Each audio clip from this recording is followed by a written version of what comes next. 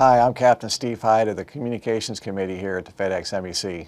And with me today is the Chairman of the R&I Committee, First Officer Ken Bender. How you doing, Ken? Great, how are you doing? Great. Thanks for coming in today. Today we're going to concentrate on the defined contribution plan of our retirement. What do pilots have available here at FedEx for the defined contribution? Currently we have two defined contribution plans. The PRSP, which is the Pilot Retirement Savings Plan, that houses the 401k among many other things.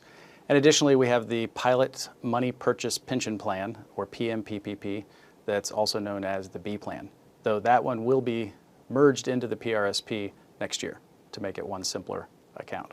Who funds these plans? The funding comes from both FedEx and the pilot. And how does FedEx fund? FedEx funds it one of three ways. The first is their 8% contribution, increasing to 9% in 2020, to the account on your eligible earnings, which is limited by IRS limit.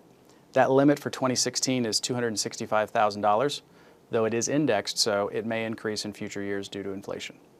The second is via your DSA. If your disability sick account exceeds 686 hours at the end of the year when your regular sick account hours are rolled into it, then any excess hours above that 686 threshold will be multiplied by your rate of pay at the time and contributed to your PRSP. The third and final way the company funds this is via the $500 match on the pilot's first $1,000 contribution to the 401k. How do the pilots fund them? The pilots have three ways as well.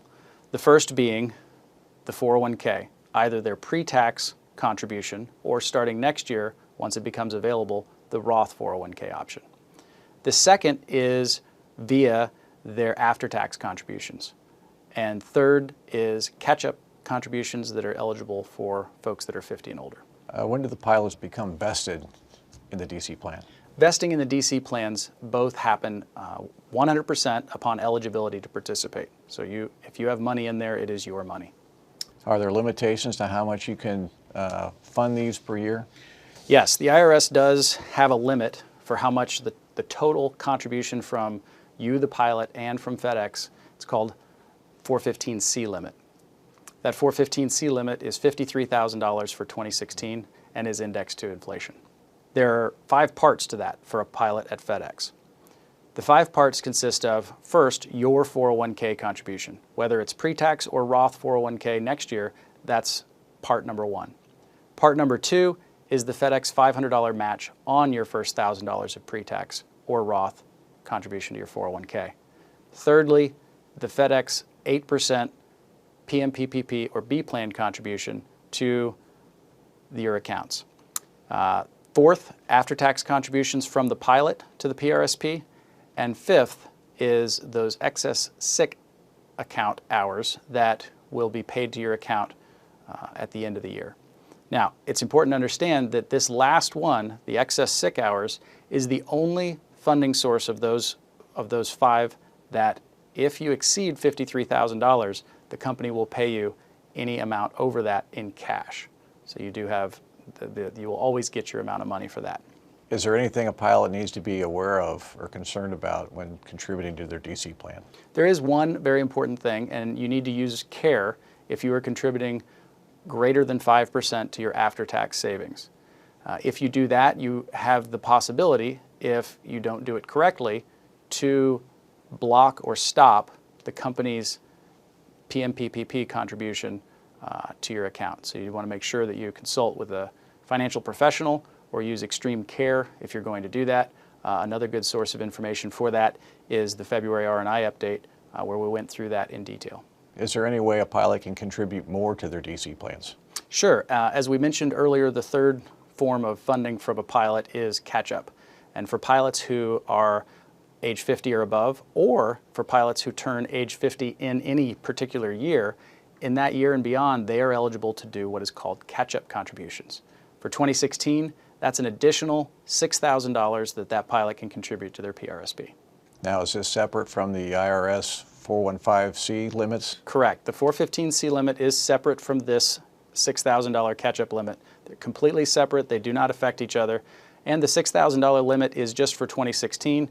It is also indexed to inflation, so it may rise in the future. Some pilots may be uncomfortable investing their own money. does Vanguard offer any services which might help them with this? Sure. In this new CBA, we got access to Vanguard's advice features. There are 3 of them, and I'll go through them from least complicated to the most complicated. The first one is called Personal Online Advisor. That is powered by Financial Engines, which is a company separate from Vanguard, and it's no cost to you. It gives you things like forecasting your outcomes, it recommends funds, and it monitors your investment on an ongoing basis. If you want to get a little bit more in-depth than that and get some control involved, then you go to the next thing, which is Vanguard Managed Account Program. It has the same thing under the hood, powered by Financial Engines. Now, however, there's a bit of a fee involved, because what you're doing is you're allowing those recommendations from Financial Engines to be implemented. They're automatically going to execute the recommendations of Financial Engines and tweak your accounts going forward on their recommendations. So it's kind of an autopilot that you can put your accounts on. That starts at 0.4% of your balance. However, if you have higher balances, that scale does go down, so it gets cheaper as you get higher balances. The third is the Vanguard Financial Planning Services. This one allows you access to a human being. And here you're going to talk to a financial planner who's going to ask you a lot of questions about your circumstances in life to try and get a feel of what they should be recommending for you, what's right for you, risk tolerance, how close you are to retirement, external things such as that. That is fee-based as well. However, the fee is waived if you're 55 or older, or if your account balance is $500,000 or higher. When we retire, are the pilots able to keep their monies in these accounts or these funds? Yes, you may keep your money in the FedEx plans after retirement. How about when we get older? When do we have to start drawing the money out of the accounts? The IRS requires distributions to start at age 70 and a half, and those distributions are called required minimum distributions, or RMDs. They're calculated using a table provided by the IRS that has an age-related factor that you multiply against your balance to get the required minimum distribution that you must take out, otherwise you're going to pay penalties. What happens to the DC plan when the pilot passes away? So survivorship for the DC plans is dependent on the beneficiary you name on the accounts. On Vanguard.com, you're allowed to assign a beneficiary. You can do portions of primaries and secondaries, but that beneficiary is who it is going to be paid to. If you have a will and that will names someone else, it will not matter. The controlling beneficiary election is on the account election that you have made with Vanguard. So it's important that you keep those updated as your life changes. Marriage, divorce, birth, death of children, all of those things may change the way that you would like those accounts to be given to your survivors. So be very careful to update those regularly when things change. The worst thing that we want is if you end up giving an unintended inheritance to someone you don't like anymore.